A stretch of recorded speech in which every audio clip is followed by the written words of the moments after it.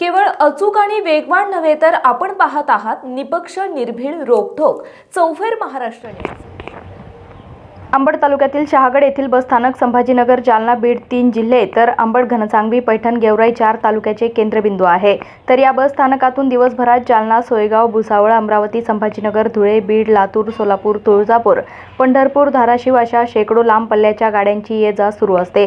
त्यामुळे दिवसाकाठी हजारो प्रवाशांची वर्दळ शहागड बस स्थानकात दिसून येते। त्यातच सध्या लगीनघाई व लग्नसराईचे दिवस असल्याने बस स्थानक प्रवाशांचे आहे। या गर्दीचा फायदा घेऊन हात साफ करणाऱ्यांसाठी शहागड जवळील आसपासच्या गावातील पाकिटमार महिलांचा शहागड बस स्थानकात वावर वाढला असून दररोज ते शहागड बस स्थानकात महिलांनाच आपली शिकार बनवत आहेत। गुरुवारी दुपारी सुजाता विजय पवार राहणार गुडसूर येथील महिला शहागड बस स्थानकात आली असताना पाकिटमार महिलांनी पर्सची चैन खोलून 7 तोळे सोन्याचे दागिने लंपास केले। सदरील महिलेने गोंदी पोलीस ठाण्यात अज्ञात चोरट्या महिलेविरुद्ध तक्रार दाखल केली असून गोंदी पोलिसांच्या भूमिकेकडे सर्वांचं लक्ष लागलं आहे। सदरील पाकिटमार महिला या आसपासच्या गावातील असल्याने परिसरात सर्व परिचित आहेत। त्यामुळे झंझट नको म्हणून कोणी त्यांच्या सोबत डोकं लावत नसलं तरी प्रवासी महिलात मात्र भीतीचे वातावरण निर्माण झाले आहे। पाकिटमार महिलांनी हात साफ केल्यानंतर त्यांना तेथून पळून घेऊन जाण्यासाठी 3 चाकी रिक्षावाले मदतीला उभे असतात।